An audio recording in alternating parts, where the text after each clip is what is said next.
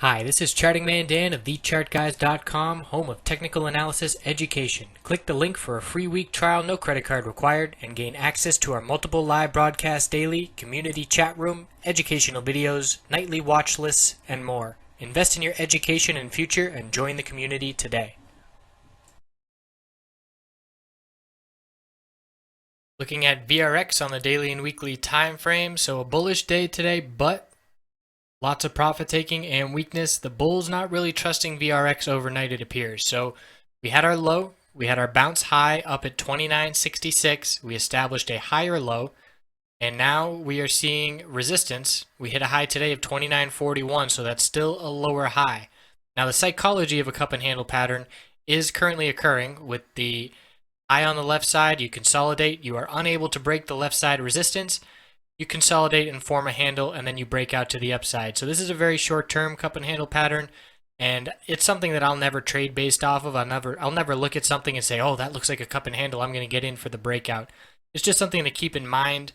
It follows through often enough to not make it worth making a gamble on, in my opinion. So we were rejected from the middle Bollinger Band resistance of 28.66. We will look to hold the 10-day moving average support of 27.25.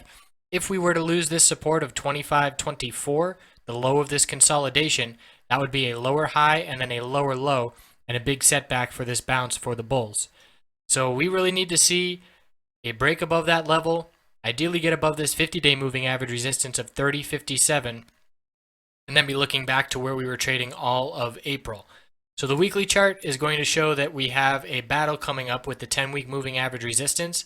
That's where we rejected from at the top of this bounce that we saw, and that is currently at 30.60. So we are still oversold. The RSI is under 30.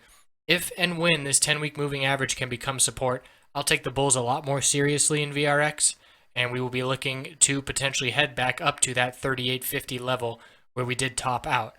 But as for now, the bulls are establishing higher lows the past 3 weeks, but a tight range here on the weekly chart and a lack of follow through has me waiting for this 10-week moving average to become support. So that's where I stand on VRX. We'll see what next week brings. I hope you have a long weekend. You're going to have a long weekend, and I hope you have a good one. See you next week. Thanks for watching. The Chart Guys community has compiled trader tips from dozens of traders over the last year and put together a free ebook you can access by clicking the button and entering your email. Have a wonderful night.